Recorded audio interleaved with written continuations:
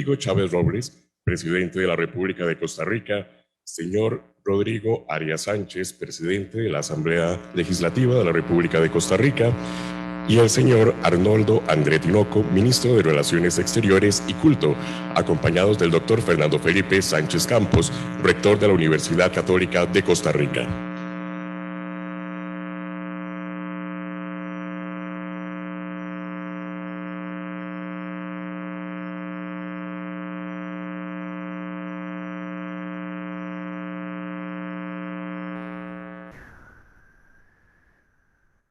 Seguidamente, y guardando el debido respeto, entonamos el himno nacional de Costa Rica.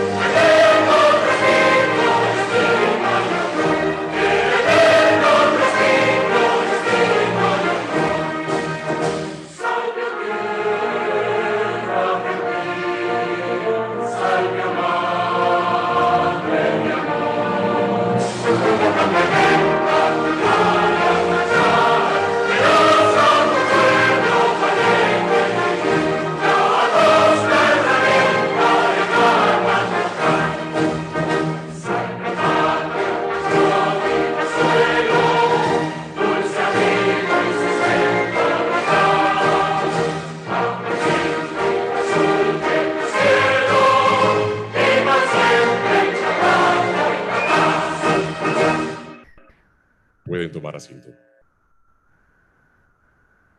Damos por iniciado la celebración del 30 aniversario de la fundación de la Universidad Católica de Costa Rica, Anselmo Llorente y Lafuente. Le damos la bienvenida a nuestros invitados de honor. Señor Rodrigo Chávez Robles, presidente de la República de Costa Rica. Señor Rodrigo Arias Sánchez, presidente de la Asamblea Legislativa de la República de Costa Rica. Señor Arnoldo André Tinoco, ministro de Relaciones Exteriores y Culto. Saludamos de la misma manera a nuestra mesa principal. Excelentísimo y reverendísimo Monseñor Paul Richard Gallagher, secretario para las Relaciones con los Estados de la Santa Sede. Excelentísimo y reverendísimo Monseñor Bruno Musaró, nuncio apostólico de su santidad en Costa Rica y decano del cuerpo diplomático. Monseñor José Rafael Quirós Quirós, arzobispo metropolitano de San José. Monseñor José Manuel Garita Herrera, obispo de la diócesis de Ciudad Quesada y presidente de la Conferencia Episcopal de Costa Rica. Doctor Fernando Felipe Sánchez Campos, rector de la Universidad Católica de Costa Rica. De la misma manera, damos la bienvenida a los excelentísimos señoras y señores embajadores, jefes de misión acreditados ante el gobierno de Costa Rica, señoras y señores diputados, señores obispos presentes y miembros del clero, señores alcaldes, señor presidente de la Federación Alianza Evangélica Costarricense y líderes que le acompañan, sociedad civil y académica, autoridades de las organizaciones sociales y del sector privado, miembros de la comunidad educativa de la Universidad Católica de Costa Rica, representantes de los distintos medios de comunicación, estimados amigos presentes y personas que nos siguen en Costa Rica y en el exterior por los diversos medios de comunicación, por las redes sociales de la Universidad Católica de Costa Rica y por las redes de la Organización de Universidades Católicas de América Latina y el Caribe. Seguidamente, contaremos con la presencia del doctor Fernando Felipe Sánchez Campos, rector de la Universidad Católica de Costa Rica, quien nos dirigirá unas palabras.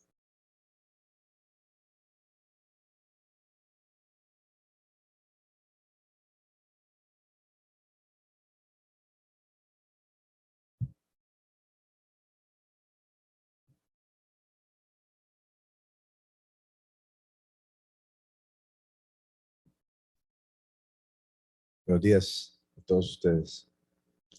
Señor Presidente de la República, don Rodrigo Chávez Robles, gracias. Gracias por acompañarnos. Señor Presidente de la Asamblea Legislativa, don Rodrigo Arias Sánchez, gracias. Gracias por acompañarnos. Señor Ministro de Relaciones Exteriores y Culto, don Arnoldo André Tinoco, gracias, don Arnoldo, por acompañarnos. Excelentísimo Monseñor Paul Richard Gallagher, Secretario para las Relaciones con los Estados de la Santa Sede.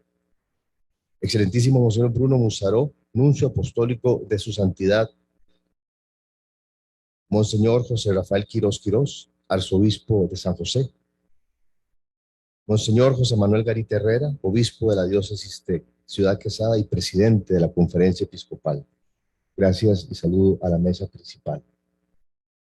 Saludamos también a las excelentísimas señoras y señores embajadores, jefes de misión, acreditados ante el Gobierno de Costa Rica. Gracias por estar con nosotros.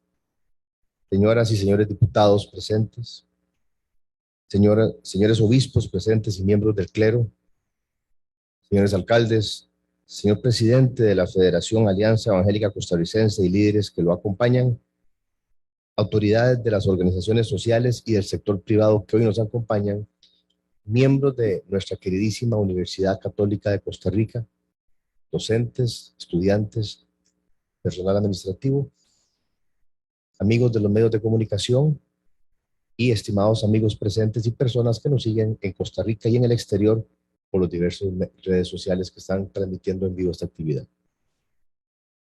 El Santo Padre Francisco, en su última carta encíclica, Fratelli Tutti, sobre la fraternidad y la amistad social, nos recuerda que la vida no es tiempo que pasa, sino tiempo de encuentro.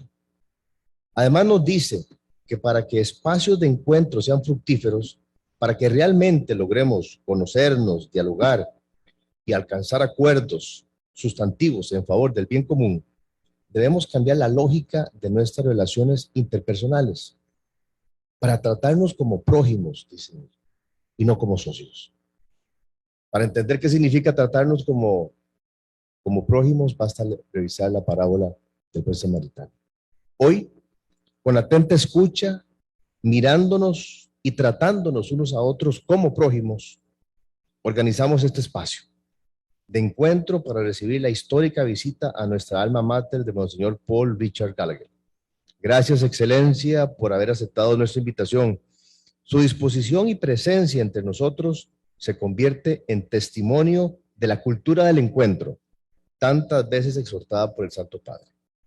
Más aún, la presencia como invitados de honor en este evento del señor Presidente de la República, don Rodrigo Chávez Robles, del señor Presidente de la Asamblea Legislativa, don Rodrigo Arias Sánchez, y del señor Canciller de la República, don Arnoldo André Tinoco, entre tantas otras autoridades civiles y religiosas que nos acompañan, demuestran que cuando existe verdadera voluntad y rectitud de propósitos, la cultura del encuentro puede desarrollarse al más alto nivel. La realidad siempre es más importante que la idea, nos recuerda el Papa Francisco en Evangelii Gaudium.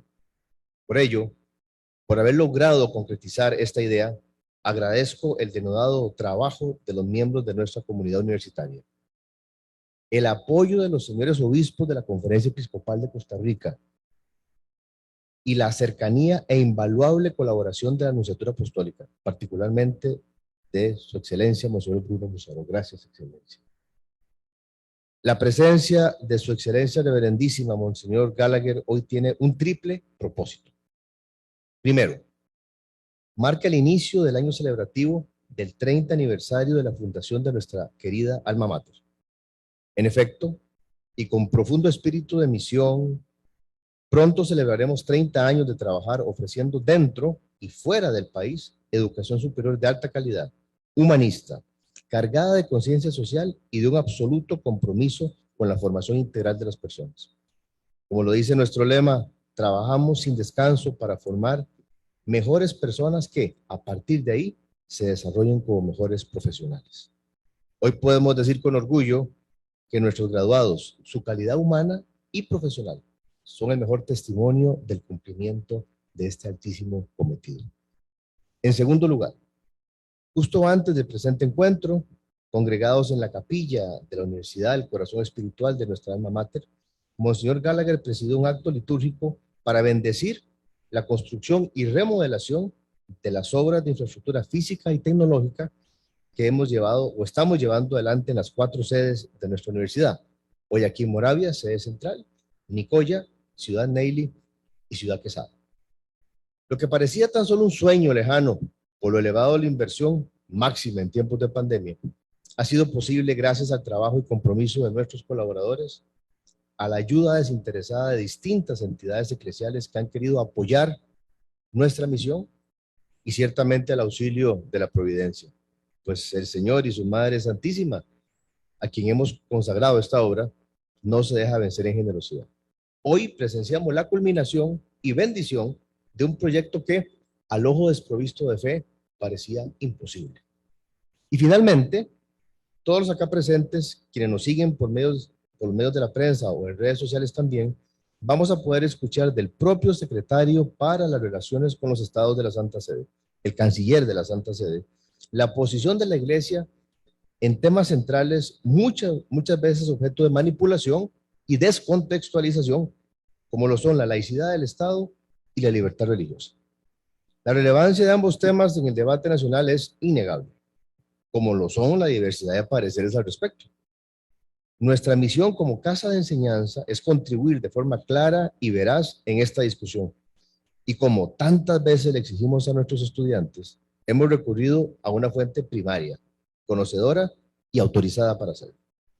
Gracias, Excelencia, de nuevo, por ofrecer luz en un debate que durante años hemos sostenido en Costa Rica y sobre un tema que, ciertamente, debemos abordar con sensatez, con serenidad, con conocimiento y con sentido de responsabilidad histórica, so pena de polarizar a una nación que lo que urge más que nunca es unidad de propósitos para recuperar la esperanza. Excelencia, le agradezco una vez más su cercanía y su invaluable aporte en la lección inauguralis que usted está por impartir. Hoy, con su visita y aporte, nos encontramos como prójimos. Construimos juntos la historia de nuestra universidad y a la vez ofrecemos un servicio al país. Y no podía ser de otra manera. Servicio y liderazgo son sinónimos para quienes buscamos hacer vida la doctrina social de la Iglesia. Y es a liderar procesos que propicien el bien común, a lo que estamos llamados quienes buscamos cumplir nuestra misión según la voluntad del Creador. Bienvenido a su casa, muy querido Monseñor Gallagher. Confío en Dios que esta sea la primera de varias visitas suyas a la Universidad Católica de Costa Rica. Y si me lo permite, quizás usted y don Cyrus, rompiendo un poco el protocolo, le planteo una última petición que muchos de mis colaboradores de la universidad me han pedido que le presente. Excelencia, por favor salude efusivamente de nuestra parte al Santo Padre. Dígale que a diario rezamos por él y por su ministerio.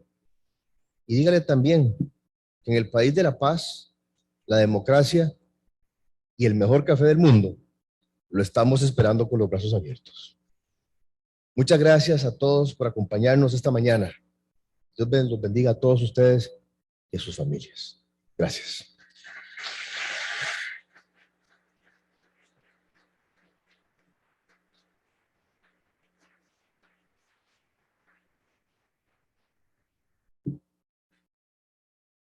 En este momento contaremos con la presencia del licenciado José Rafael Fernández Quesada, asesor legal, miembro del Consejo de Rectoría y director de la carrera de Derecho de la Universidad Católica de Costa Rica, quien nos contextualizará el tema de fondo sobre Estado laico y libertad religiosa.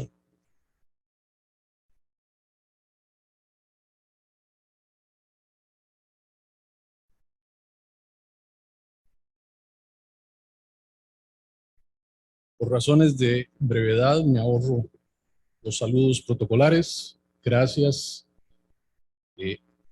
a todos por estar aquí, eminentes señores, el señor Gallagher, señor Nuncio, queridos obispos.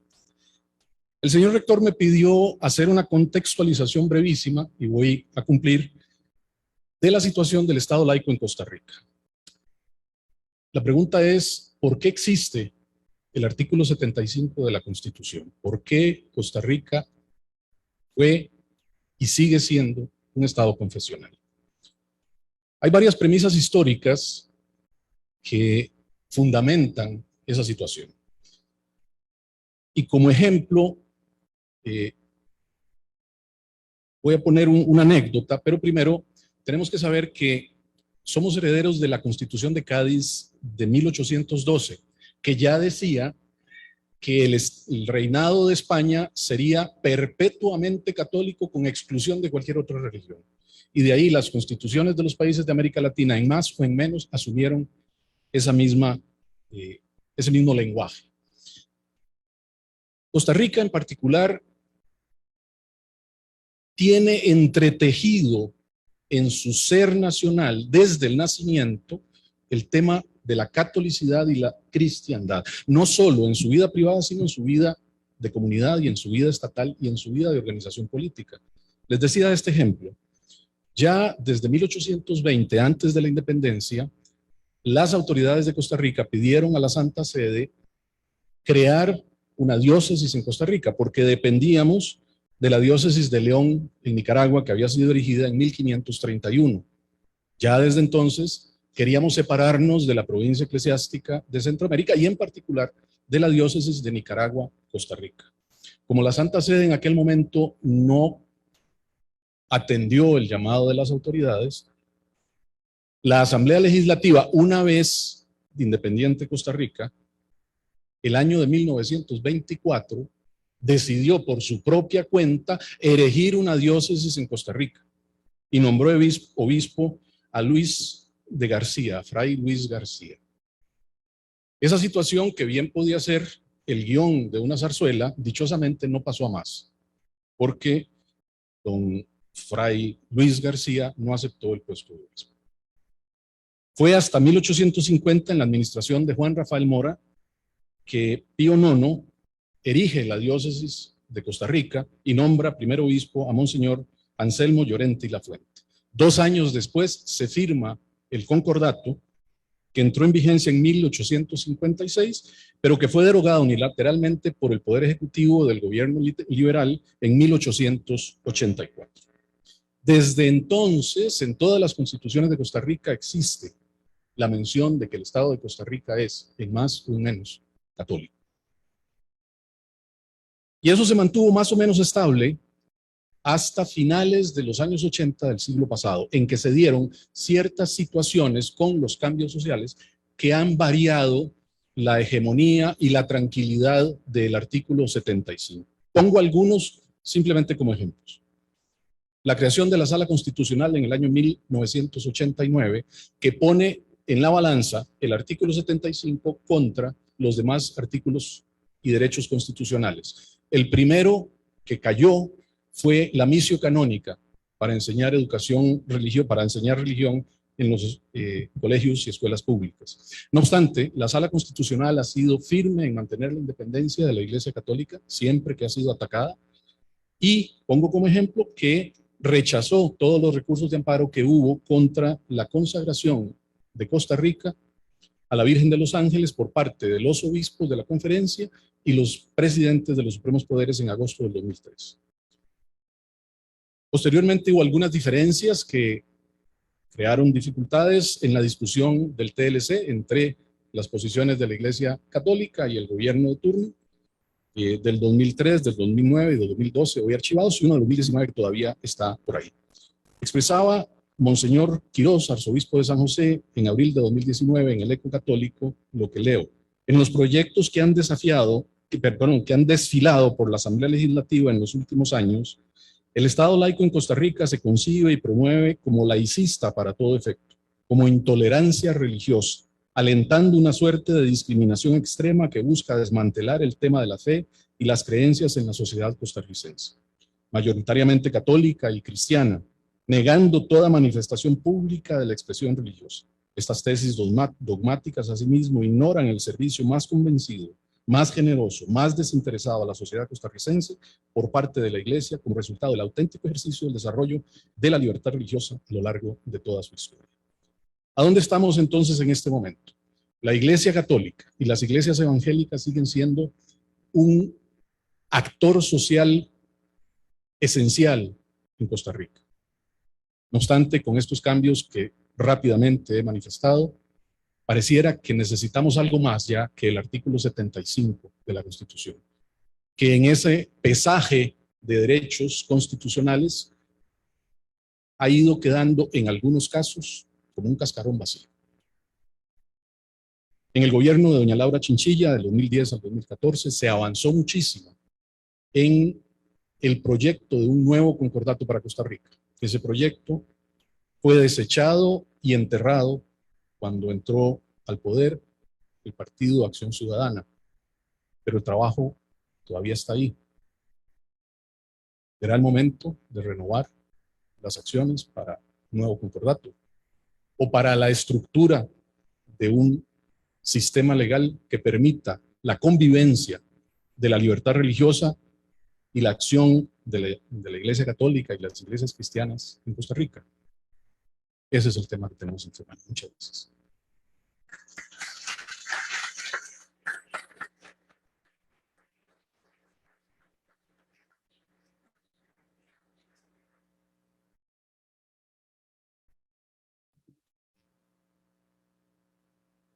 Tenemos el honor de presentar a su excelencia reverendísima Monseñor Paul Richard Gallagher, doctor en Derecho Canónico y miembro del Servicio Diplomático de la Santa Sede desde 1984.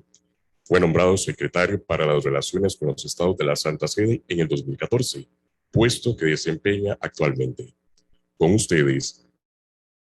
Autoridades y a los presentes. A todos les transmito el saludo del Santo Padre Francisco, así como la seguridad de sus oraciones. Antes de iniciar mi intervención, considero un deber recordar con gratitud a todas las personas, anteriores rectores, exprofesores, autoridades civiles, religiosas y laicos, que han forjado esta institución académica y que han contribuido a establecer una más profunda cultura del hombre y de la mujer costarricense y por ende favorecer una promoción integral de la persona humana apta para cumplir la misión confiada por Cristo a su iglesia, cuerpo místico. La Universidad Católica de Costa Rica, como las numerosas universidades católicas diseminadas por el continente, son un rasgo característico de la vida eclesial en América. A fin de comprender la mayor claridad el tema de la presente disertación, quisiera comenzar desgranando las dos partes que conforman su título. Es decir, por una parte, el Estado laico y por otra, la libertad religiosa, para acabar analizando la necesaria sinergia entre ambos conceptos, en vistas a favorecer el desarrollo humano y espiritual de los ciudadanos y en general en aras de progreso y del bien común. En principio, la expresión Estado laico podría llevarnos a pensar en la laicidad, entendida como la total separación entre el Estado y la Iglesia, en tal modo que la fe no podría tener algún papel en la formación de las políticas públicas y en la vida moral de los ciudadanos. Sin duda alguna, este concepto errado de laicidad relegaría el exceso de la vida de fe al ámbito privado e implicaría una fuerte restricción al ejercicio del derecho fundamental a la libertad de pensamiento, conciencia y religión de los creyentes, los cuales no debemos olvidar son también ciudadanos y que por lo tanto en una verde democracia deberían gozar de los mismos derechos políticos que los no creyentes.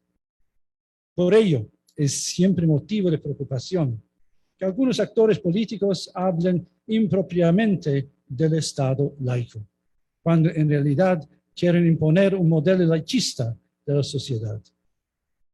En cambio, cuando en la Iglesia Católica hablamos de Estado laico, nos referimos en realidad a una laicidad positiva, o a lo que el Papa Benedicto XVI definió como una sana laicidad, expresión con la que se denuncia la distorsión y ideologización que desde la autonomía de las realidades temporales propugna al dicho laicismo, que excluye a Dios de la vida pública y rechaza la experiencia religiosa. Con esta terminología, el Papa Benedicto quería poner de relieve que el cristianismo no es simplemente un culto reservado a la esfera privada de la persona, sí una fe real, viva y presente, que transforma activamente la manera de interactuar de los creyentes en la vida pública y en la sociedad, colocando al creyente de forma individual y a toda la comunidad eclesial en primera línea para servir a la sociedad a través de los diversos ámbitos de su acción pastoral. Por tanto, para poder poner en práctica esta laicidad positiva o sana laicidad, debemos hacer los mayores esfuerzos para superar las eventuales incomprensiones entre las autoridades políticas y la Iglesia y para reconocer los valores que cada uno está llamado a ofrecer dentro de su propia autonomía a la sociedad. La Iglesia y el Estado deben mirar juntos hacia el futuro y desarrollar conjuntamente modelos de cooperación que les permitan seguir sirviendo a los pueblos y especialmente a aquellos más vulnerables. A este respecto, quisiera señalar un dato que considero revelador en cuanto se refiere a la experiencia histórica de este país en el ámbito de la laicidad positiva. El 8 de febrero del año 1949, los obispos de la provincia eclesiástica de Costa Rica dirigieron a la Asamblea Nacional Constituyente un memorándum referente a algunos capítulos del proyecto de constitución política.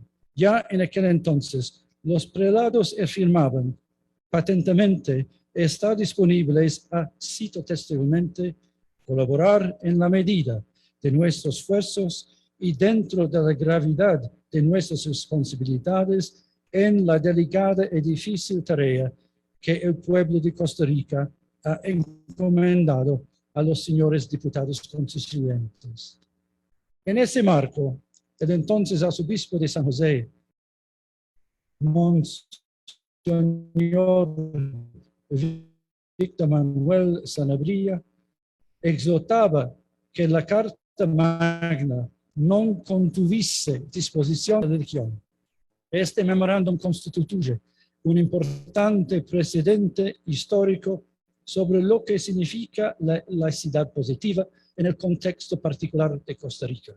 De hecho, ese documento hace hincapié en algunos criterios y puntos de referencia sobre la religión, la familia, la educación y la cultura, que salvando el contexto histórico todavía son vigentes y que por ello no deberían ser olvidados en la reflexión nacional sobre el tema que nos ocupa.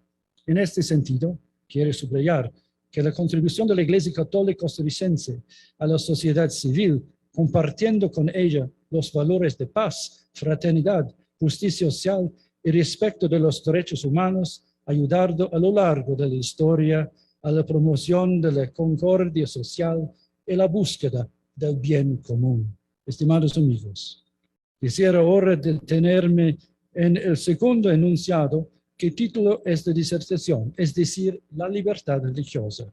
Cuando hablamos de libertad religiosa, nos referimos en primer lugar al derecho de todas las personas a tener sus propias creencias religiosas, así como la libertad de manifestarlas individual y colectivamente, tanto en público como en privado, mediante el culto, las prácticas religiosas y el enseñamiento.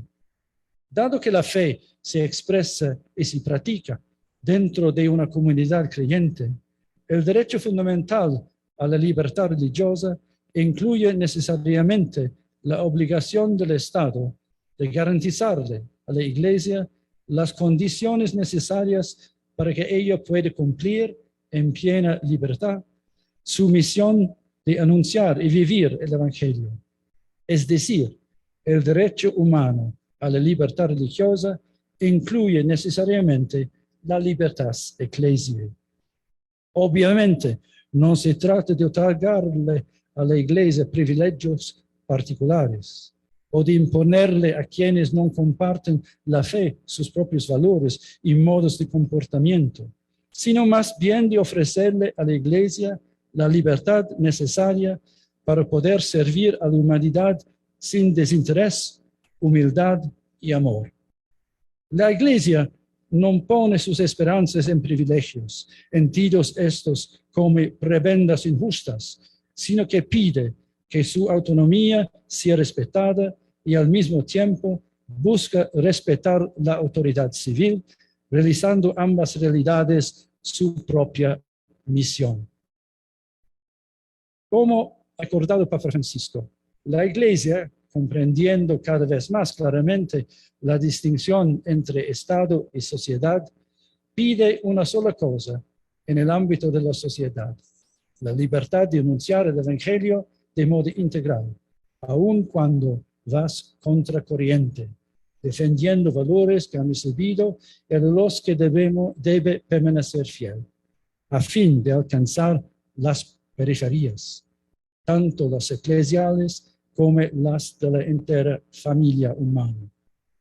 Para comprender mejor la visión de la Iglesia sobre la libertad religiosa, pueden ser útiles recorrer algunos hitos fundamentales del derecho del magisterio sobre la cuestión.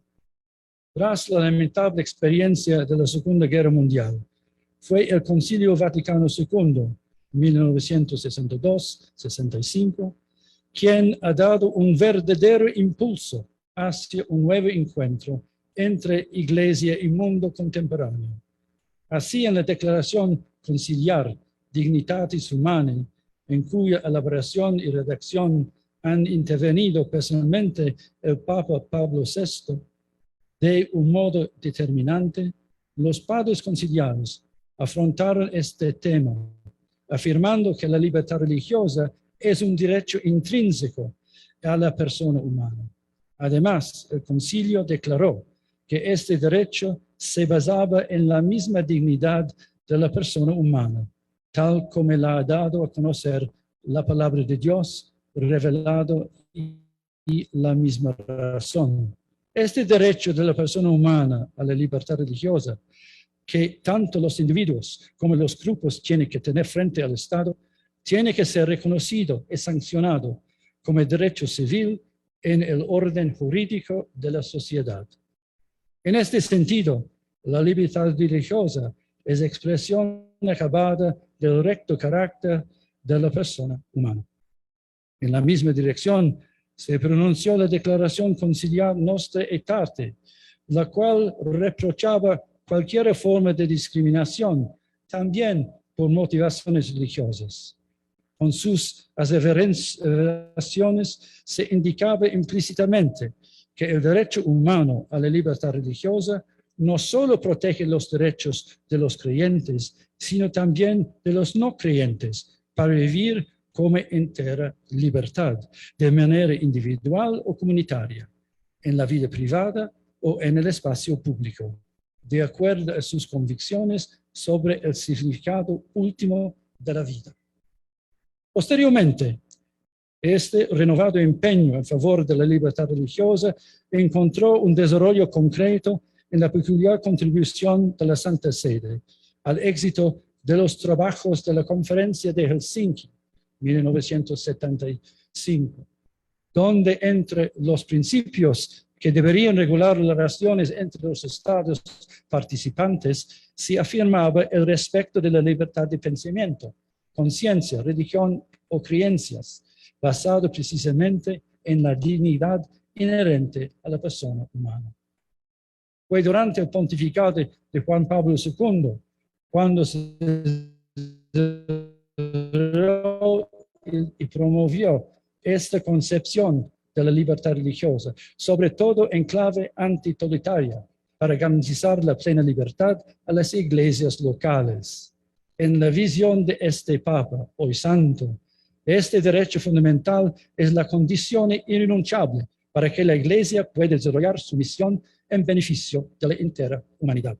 Y será también a partir de su largo pontificado cuando el llamamiento a la libertad religiosa se fragura como uno de los ejes de la diplomacia eclesiástica y una constante en la política internacional de la Santa Sede, sobre todo allá donde no es garantizada por los estados concretos o donde es menos tutelada. Es por ello que Juan Pablo II llegó a afirmar explícitamente que la Iglesia hoy y siempre necesita contar con el espacio necesario para seguir sirviendo en conformidad con la misión y las enseñanzas de Jesucristo. Sucesivamente, el Papa Benedicto XVI ha insistido sobre la visión de estos derechos en clave universalista, contra toda forma de reduccionismo al contexto cultural y temporal vigente.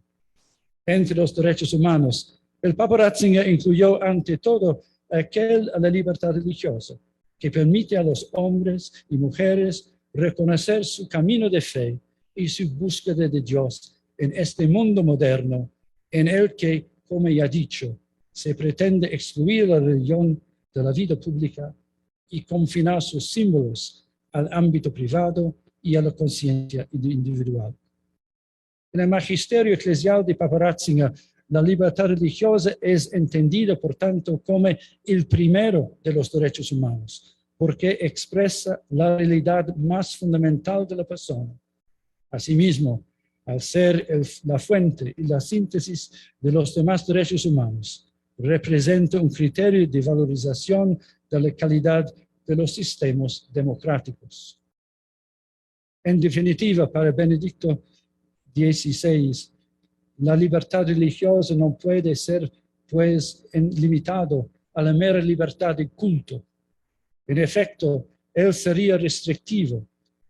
Al contrario, un adecuado respeto del derecho a la libertad religiosa implica el compromiso de parte de todo Estado y de cada autoridad civil a crear las condiciones propicias para que los ciudadanos puedan ejercer pública y realmente sus derechos pertinentes a la religión y cumplir los correspondientes deberes de tal modo que la sociedad puede gozar de los bienes de la justicia y de la paz que provienen de la fidelidad de los hombres hacia Dios y hacia su santa voluntad. Según Papa Benedicto, el concepto de libertad religiosa expresa, pues, la especificidad de la persona humana, por lo que puede ordenar la propia vida personal y social a Dios, a cuya luz se comprende plenamente la identidad, el sentido y el fin de la persona. Y en este sentido, los laicos católicos deben ser conscientes de que no hay una contradicción entre su ser católicos y su condición de ciudadanos. Los católicos tienen derecho, como cualquier otro ciudadano, a manifestar sus convicciones religiosas y defender la vida de la persona humana y del mundo que procede de su fe, y nunca deben ser discriminados por ello. Ya en el actual pontificado, el Papa Francisco ha recordado que la libertad religiosa es un derecho fundamental que la forma a nuestro modo de interactuar social y personalmente con nuestros vecinos que tienen creencias religiosas distintas a la nuestra. En este sentido, me parece pertinente recordar que es un mérito histórico del cristianismo haber contribuido a crear desde el principio evangélico de la neta separación entre lo que es de César y lo que es de Dios, la posibilidad de desarrollo de un Estado laico, entendido no como un Estado laicista, totalmente separado de la religión, o peor, como agnóstico, sino como un Estado que, consciente del valor de referencia religiosa de sus ciudadanos, garantiza a cada uno el derecho a vivir, según la misión conciencia, la dimensión religiosa. Eso tiene que ocurrir tanto sobre el plano individual como sobre el comunitario, teniendo incluso el mismo respeto hacia cuantos no se reconocen en ninguna identidad religiosa. Al respecto, es oportuno recordar que el Concilio Vaticano II no niega la posibilidad que un Estado adopte una religión o una iglesia oficial, sino que más bien rechaza los privilegios injustos y cualquier favoritismo. Al contrario, el Concilio pide vivamente el respeto de la libertad religiosa de todos los ciudadanos. De hecho, porque la libertad religiosa es un derecho fundamental de todas las personas, el Estado debe favorecer la vida religiosa de los ciudadanos, rechazando así una falsa neutralidad de frente a la experiencia religiosa. En otras palabras, si bien las relaciones entre la Iglesia y el Estado se deben basar en la independencia y la autonomía, nunca se han de basar en la indiferencia o rechazo de la vida de fe, sino más bien tener una actitud positiva y colaboración con el fenómeno religioso. En este sentido, el Papa Francisco se pronunció el 25 de noviembre de 2014, afirmando que razón y fe, religión y sociedad están llamados a iluminarse uno a otro, apoyándose mutuamente y, si fuera necesario, purificándose recíprocamente de los extremismos ideológicos en que pueden caer. Toda la sociedad se beneficiaría de una reavivada relación entre los dos ámbitos, tanto para hacer frente a un fundamentalismo religioso que es sobre todo enemigo de Dios, para evitar una razón reducida que no honra al hombre. Lamentablemente, también en el mundo de hoy se nota un crecimiento inquietante de formas de intolerancia hacia la vida de fe, así como causas de discriminación y a veces persecución contra los cristianos, en flagrante violación del artículo 18 de la Declaración Universal de los Derechos Humanos, en el cual declara que toda persona tiene derecho a la libertad de pensamiento, de conciencia y de religión. Este derecho incluye la libertad de cambiar de religión o de creencia, así como la libertad de manifestar su religión o su creencia individual y colectivamente, tanto en público como en privado, por la enseñanza, la práctica, el culto y la observancia. En efecto, como ha señalado el Concilio Vaticano II, en no pocos países los cristianos son privados de los derechos fundamentales, enviados a los márgenes de la vida pública, mientras en otros padecen ataques violentos contra sus iglesias y sus viviendas. A veces son obligados a abandonar países en que ellos han contribuido a edificar a causa de las continuas tensiones y políticas que no raramente tienden a devolverlos espectadores secundarios de la vida nacional. En este contexto mutante de las últimas décadas, la Iglesia Católica se ha empeñado especialmente en la defensa de la libertad religiosa, sea en el ámbito bilateral, sea en aquel de los organismos internacionales, lo cual significa, ante todo, el empeño en favor del ejercicio de la libertad religiosa de los creyentes, que desmayo a menudo, por muchos motivos, tal derecho todavía es limitado o encarnecido. En conclusión, el mundo está atravesando un momento de grave crisis internacional. La reciente pandemia del COVID-19, la actual guerra en Ucrania y los consecuentes problemas económicos mundiales son, en otros muchos, exponentes de los desafíos que asoman en el horizonte de nuestra sociedad, mientras los valores del humanismo cristiano se debilitan en la conciencia de muchos. El riesgo más grave que corremos frente a fenómenos de tal alcance es el de cerrarnos en nosotros mismos, de ceder a aquella globalización de la indiferencia tantas veces denunciadas por el Papa Francisco. Por ello, deseo agradecer lo que me han brindado para reflexionar una vez más, en voz alta, sobre la situación del Estado laico y la libertad religiosa, sobre la percepción de esta última como derecho fundamental, sobre su relación en la sociedad contemporánea, transmitiendo a las nuevas generaciones un depósito fundamental para edificar un futuro de paz entre los pueblos y las culturas. La libertad religiosa constituye uno de los pilares fundamentales de la seguridad global.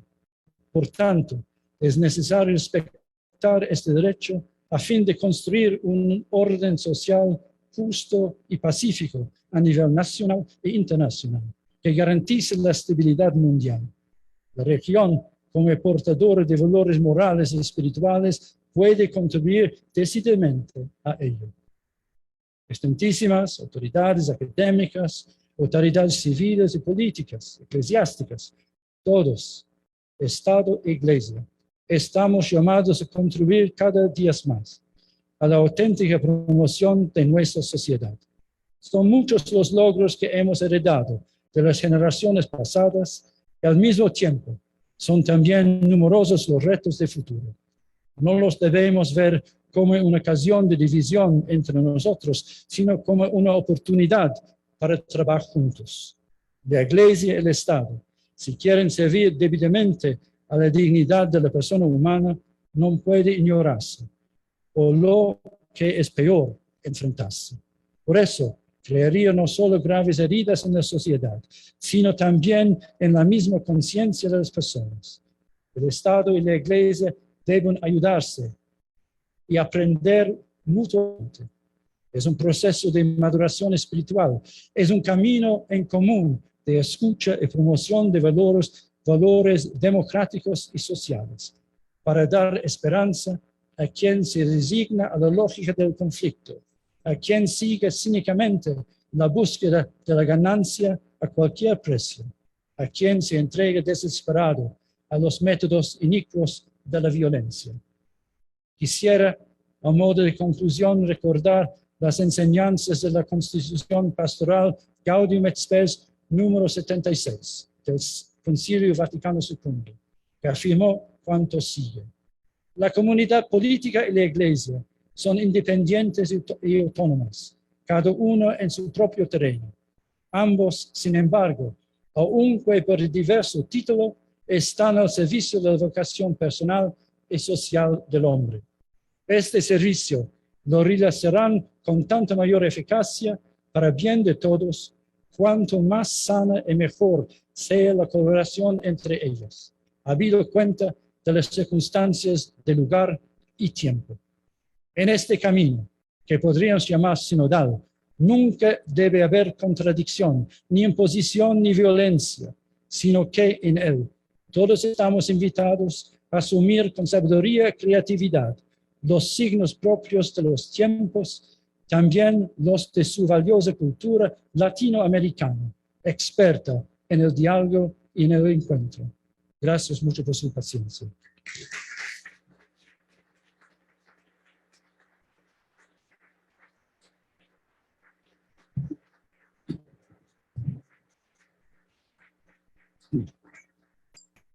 Les solicitamos, por favor, ponerse en pie para despedir al señor Rodrigo Chávez Robles, presidente de la República de Costa Rica, y al señor Rodrigo Arias Sánchez, presidente de la Asamblea Legislativa de la República de Costa Rica, acompañados por el doctor Fernando Felipe Sánchez Campos, rector de la Universidad Católica de Costa Rica. No podemos dejar pasar la oportunidad de agradecer al señor Rodrigo Chávez y al señor Rodrigo Arias por acompañarnos esta mañana en el inicio de la celebración del 30 aniversario de fundación de la Universidad Católica de Costa Rica, Anselmo Llorente y Lafuente.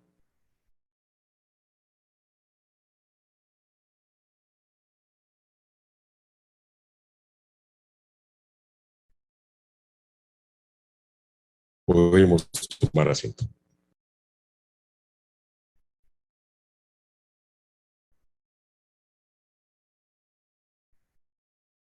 Seguidamente, el licenciado Juan Carlos Oviedo, profesor de nuestra alma mater, planteará a nuestra mesa principal diversas preguntas del público recopiladas respecto a la charla inaugural de esta mañana.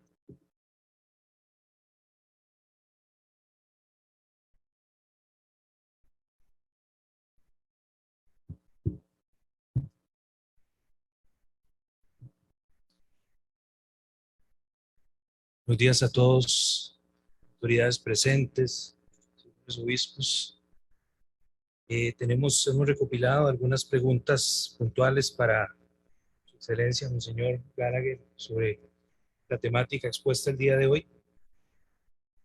Entonces, procedo a realizar las preguntas. Monseñor, ¿podría comentarnos alguna experiencia sobre la relación Iglesia-Estado en otras naciones? ¿Cómo se ha desarrollado? Antes de todo, creo, todos los países son distintos. Hay situaciones, claro, no estamos hablando solamente de la religión cristiana católica, sino también hay repúblicas islámicas, por ejemplo. Hay países en el mundo donde ser budista es ser ciudadano, ser no budista es difícil ser considerado ciudadano. En Tailandia, por ejemplo, los católicos no tienen el mismo estado como todos los otros. Pero en el mundo de hoy creo que estamos en un momento también de transición, como podría ser el caso también de Costa Rica, donde la Iglesia, los estados tienen que renegociar sus relaciones, tienen tal vez de cambiar sus documentos alrededor de las relaciones.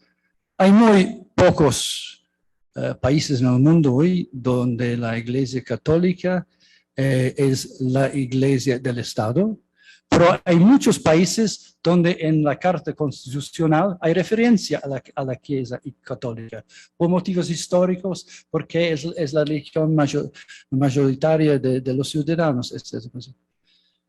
Creo que necesitamos decir que en muchos países, porque la Iglesia se encuentra constituida de varios poderes, autoridades, y entre autoridades hay siempre una cierta rivalidad.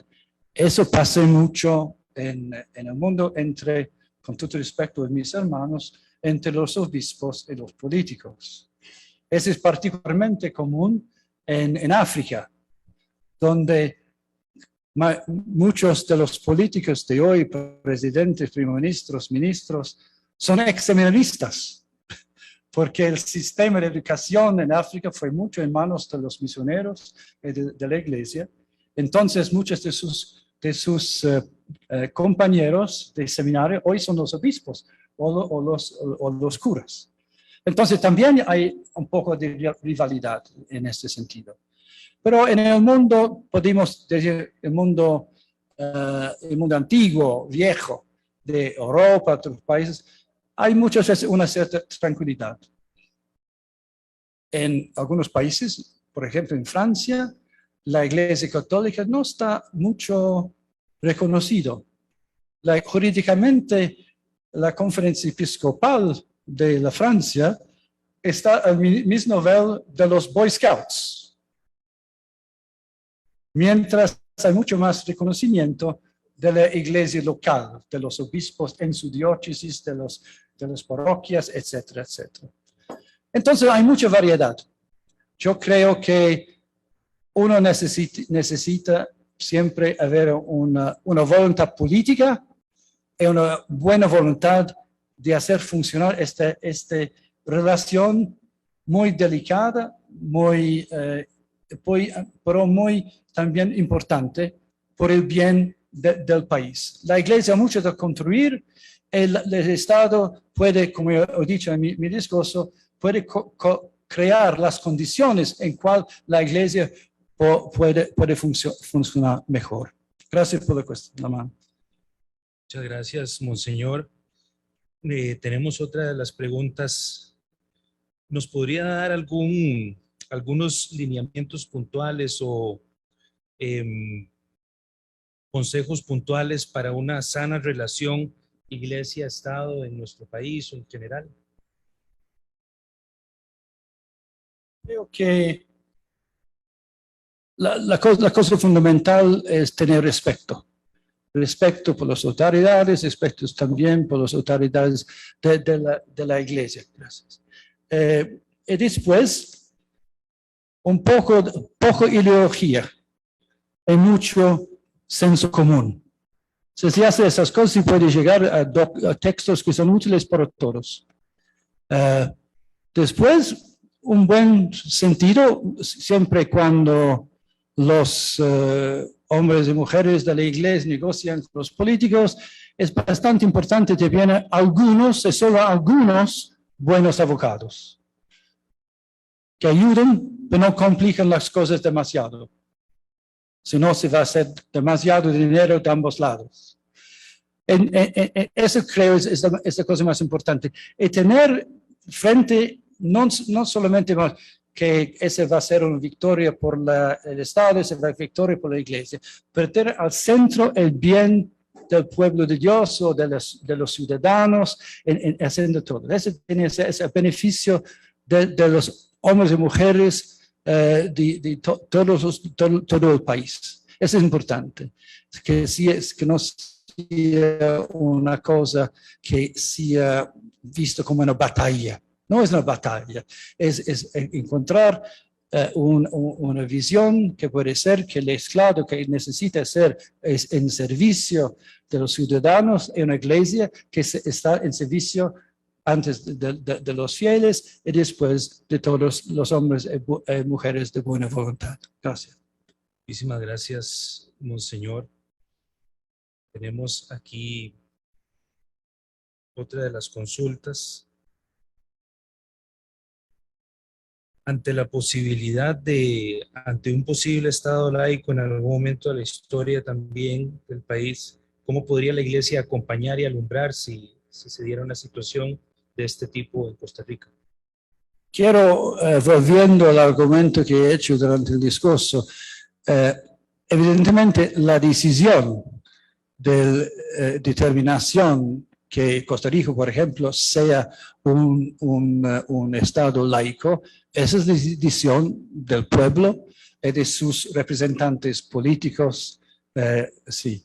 Pero la Iglesia puede ayudar también y poner hacer presente también los peligros del Estado laicista y también, como he dicho, que creando un Estado laico no se destacar un pueblo de su historia, de su cultura, de todas las cosas que hacen parte del pueblo. Yo tengo, por ejemplo, que nosotros notamos en el Vaticano, que hay muchos países en Europa, hay poca práctica de la fe cristiana, católica, etc. Pero en algunos países donde el laicismo no es tan fuerte, es porque permanece una cierta cultura católica, una cierta visión también de gente que podría ser que no tiene mucha simpatía para la práctica de la religión, porque nosotros necesitamos reconocer que nuestra forma mentis depende de sus siglos y siglos de fieles y cristianos que han buscado de vivir la vida cristiana. Y que ese es algo que se encuentra, si usted toma sus documentos constituyentes, su constitución, Magna Carta, el papel está colorido. Ese es colorido de las manos de los hombres que pasaron, los humanos fueron cristianos. Nosotros no podemos reinterpretar las cosas más tarde. Es una tendencia en la ciencia de derecho de considerar las leyes como cosas dinámicas que con evolución. No necesitamos de interpretar la inspiración fundamental de cada país según la visión de los fundadores. Eso también es importante. Yo creo que la Iglesia también tiene una responsabilidad de hacer recordar esta realidad, que no seamos inventados hace 20 años, 30 años, 50 años. Somos hijos y nietos y bisnietos de muchas generaciones que han vivido y mantenido esperanza y construido el futuro del país a través de sus valores cristianos. Gracias. Muchísimas gracias, Monseñor Gallagher. Una última pregunta para Monseñor y después unas cuantas consultas para las otras autoridades en la mesa. Monseñor Gallagher, ¿considera usted oportuno y viable algunos nuevos acuerdos o concordatos entre la Santa Sede y la realidad costarricense? ¿Algún tipo de acuerdo nuevo, algún tipo de conversación?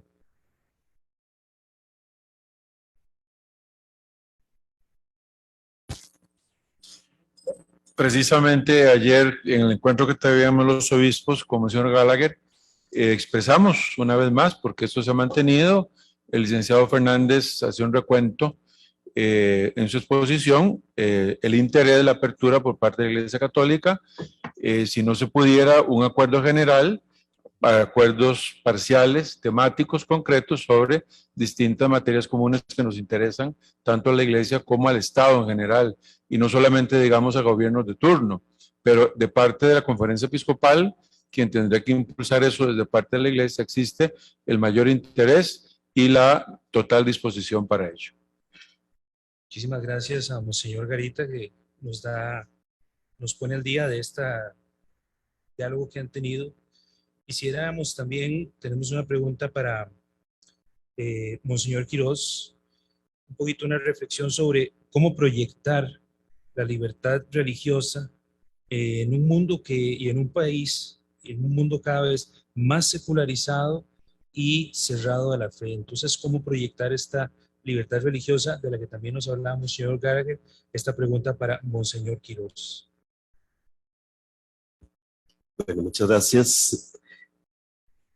Fundamentado en lo que Monseñor Gallagher manifestó, creo que debemos tener muy presente que la libertad religiosa es la libertad para poder vivir la propia fe en el ámbito privado y en el ámbito público, y que requiere entonces el respeto de las autoridades civiles, el respeto mismo de la sociedad, y brindar las posibilidades para que este ejercicio de libertad o este derecho fundamental, y así proclamado como derecho humano fundamental, se respete.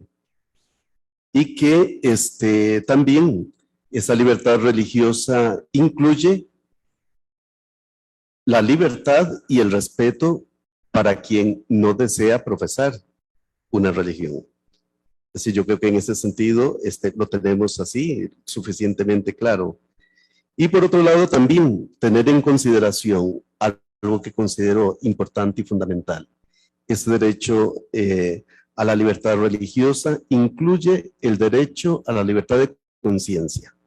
Es decir, el respeto a esa libertad de conciencia, el respeto también que en este sentido debe observarse, pienso, en el ámbito profesional, esa libertad de conciencia para que profesionalmente médicos, pienso, de manera específica, puedan no llevar adelante acciones que contradigan su conciencia, que contradigan su fe, y que esto, por supuesto, que debe ser respetado desde todo punto de vista. Y yo creo que ya se ha manifestado con toda claridad. Nos movemos en el ámbito del respeto a la dignidad de toda persona y a la promoción del bien común. Yo creo que esto, a la construcción del bien común. Yo creo que estos son valores fundamentales que no se pueden olvidar. Muchísimas gracias, Monseñor Quirós, por su respuesta. Para cerrar, quisiéramos realizar esta pregunta al señor rector de la universidad.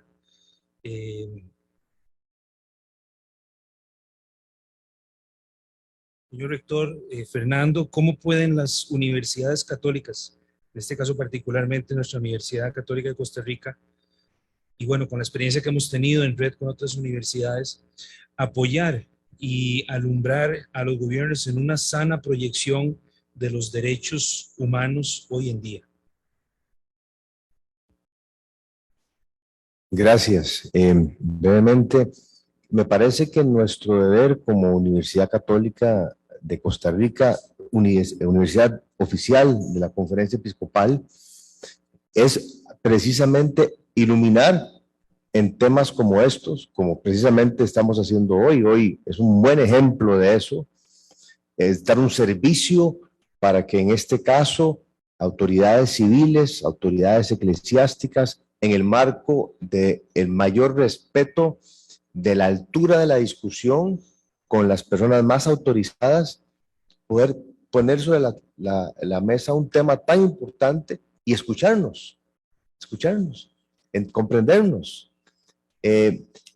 desideologizar este tipo de discusiones, tratarlas con sensatez, con claridad, con conocimiento técnico, que ese es nuestro deber, y no solamente el nuestro, eso mismo se propugna también en las otras universidades católicas. Hoy, por ejemplo, aprovecho para saludar, estamos enlazados con las 111 universidades de la Organización de Universidades Católicas de América Latina y el Caribe, porque este tema no es un tema exclusivo de Costa Rica, es un tema que le preocupa a todos los países y ciertamente un tema muy en boga en América Latina. Entonces, este es el tipo de servicio que podemos ofrecer, siempre de la mano y tomando, como lo decía San Juan Pablo II, esa paloma de la fe y la razón que se elevan juntas para contribuir al debate. Yo más bien aprovecho para agradecer de nuevo a los señores obispos, señor Nuncio, señor Gallagher, por permitir esta iluminación, ¿verdad? Y porque se traten los temas de la manera sosegada, serena y seria como deben tratarse. Gracias. Muchísimas gracias al señor rector Fernando Sánchez. Les damos las gracias a ustedes por la atención en este momento de preguntas y gracias a las autoridades de la mesa principal.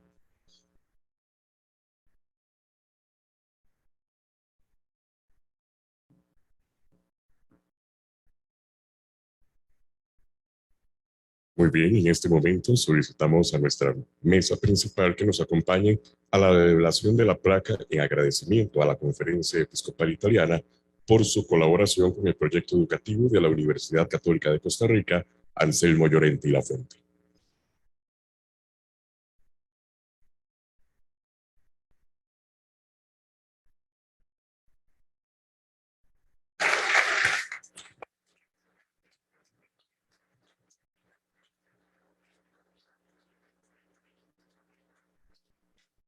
Dice así: la Universidad Católica de Costa Rica, Anselmo Llorente y Lafuente, manifiesta su profundo agradecimiento a la Conferencia Episcopal Italiana y su proyecto Otto per Mille por su generosa colaboración para la ampliación y remodelación de la planta física de esta sede universitaria en Moravia.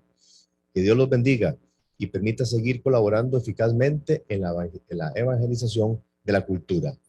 Monseñor José Rafael Quirós Quirós, arzobispo de la Arquidiócesis de San José; Monseñor José Manuel Garita Herrera, obispo de la Diócesis de Ciudad Quesada y presidente de la Conferencia Episcopal de Costa Rica; Monseñor Mario Enrique Quirós Quirós, obispo de la Diócesis de Cartago y gran canciller de la Universidad Católica de Costa Rica; doctor Fernando Felipe Sánchez Campos, rector magnífico de la Universidad Católica de Costa Rica, San José, Costa Rica, 24 de junio del 2022.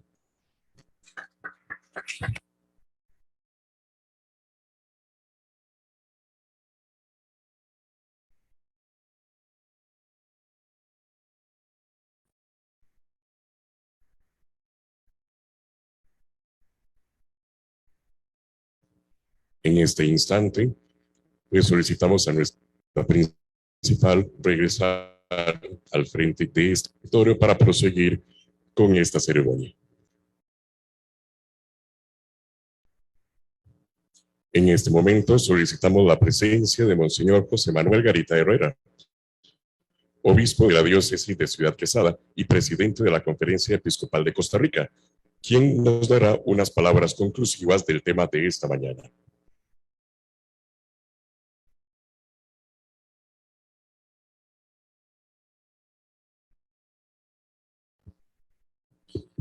Excelentísimo Monseñor Paul Richard Gallagher, secretario para las Relaciones con los Estados de la Santa Sede, excelentísimo Monseñor Bruno Musaró, nuncio apostólico de su santidad, excelentísimo Monseñor José Rafael Quiroz, arzobispo de San José, doctor Fernando Felipe Sánchez Campos, rector de la Universidad Católica de Costa Rica. Asimismo, saludo a los excelentísimos señores y señoras embajadores, jefes de misión acreditados ante el gobierno de Costa Rica, señores y señoras diputados, excelentísimos señores obispos, sacerdotes, consagrados, consagradas, seminaristas, señores alcaldes, señor presidente de la Federación de Alianza Evangélica Costarricense y líderes que lo acompañan, autoridades de las organizaciones sociales y del sector privado del país, miembros de la comunidad educativa de la Universidad Católica de Costa Rica, miembros de los medios de comunicación social, estimados amigos presentes y personas que nos siguen en Costa Rica y en el exterior por los diversos medios de comunicación. Hace casi 30 años, los señores obispos en aquel momento integraban la Conferencia Episcopal de Costa Rica, aceptaron la inspiración del Espíritu, haciendo lectura de los signos de los tiempos para crear la Universidad Católica de Costa Rica, UCAT. Esa institución de educación superior se fundó con la visión de ofrecer una opción educativa de alta calidad, humanista, con sentido social y enfocada en la formación de formadores. Como le indica la Constitución Apostólica Ex Corde Ecclesiae, que ilumina la actividad de nuestras universidades católicas, la UCAT nació con la misión de evangelizar la cultura, de educar a partir de los más altos valores cristianos y más recientemente, según nos lo ha pedido el Papa Francisco, con una actitud de salida, de diálogo abierto y sincera preocupación por los más necesitados. De esta forma nos constituimos en una verdadera fundación sin fines de lucro, dedicada a la educación de alta calidad, con una visión católica de la enseñanza a partir de los principios cristianos. Su visita a Excelencia Monseñor Gallagher constituye un momento trascendental en la historia de nuestra querida universidad. En nombre de mis hermanos obispos, deseo agradecer que usted haya aceptado nuestra solicitud de bendecir las obras de infraestructura del campus central recientemente remodeladas y que haya impartido excelentemente la lección inauguralis de la universidad abordando un tema tan relevante y actual como el Estado laico y la libertad religiosa. Estamos seguros de que sus palabras pronunciadas el día de hoy quedarán resonando en las autoridades eclesiásticas y civiles del país, en los miembros de la comunidad educativa de nuestra alma mater, en los estimados miembros de la prensa que nos acompañan y especialmente en el corazón y en la conciencia de las personas de buena voluntad que han participado de forma presencial y telemática en este histórico encuentro. Hago votos para que lo que acá se ha presentado de forma magistral de su parte, Excelencia, sirva de faro para guiar los debates que sobre este tema seguramente tendremos a futuro en nuestro país. Quiero destacar la presencia importante y significativa que han tenido en esta mañana ustedes, estimados asistentes a este acto, especialmente que nos hayan acompañado el señor presidente de la República, doctor Rodrigo Chávez Robles, presidente de la Asamblea Legislativa, licenciado Rodrigo Arias Sánchez, y el ministro de Relaciones Exteriores y Culto, doctor Arnoldo André Tinoco. El señor rector de la Universidad Católica, el doctor Fernando Felipe Sánchez Campos y toda la comunidad universitaria han hecho posible que nuestra universidad se engalane hoy con su presencia, Monseñor Gallagher. Agradezco a las autoridades de la universidad no solamente este esfuerzo, sino también el incansable esmero para que la UCAT asuma servicios y ocupe espacios de alta incidencia tanto en nuestro país como en las universidades católicas de América Latina y el mundo. También deseo destacar el invaluable apoyo de su excelencia reverendísima, Monseñor Bruno Musaró, a nuestra universidad. Los buenos oficios del excelentísimo señor nuncio han hecho posible que la infraestructura que hoy bendecimos, así como las de las demás tres sedes de la institución, estén listas o en proceso de construcción para poder servir de la mejor manera a nuestros estudiantes. Toda esa actividad ha sido y está siendo posible gracias a la colaboración de la Santa Sede, de diversas conferencias episcopales y de entidades de ayuda internacional de la Iglesia Católica. Finalmente agradecemos a la Virgen de los Ángeles, patrona de Costa Rica, su amparo y protección sobre nuestra universidad. Y le rogamos a usted, Excelencia, llevar al Santo Padre nuestra gratitud, nuestra oración y nuestro sincero afecto. Gracias, Excelencia, por su visita y por compartir estos días con nosotros. Y gracias a todos ustedes, participantes de forma presencial y telemática, por acompañarnos en este momento histórico para nuestra universidad.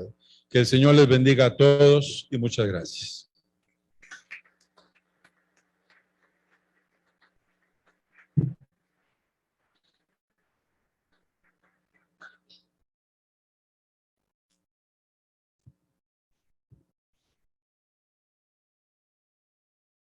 A continuación, procedemos a despedir a nuestra mesa principal e invitados especiales que nos acompañaron esta mañana de viernes. Y a ustedes, muchísimas gracias y muy buenas tardes.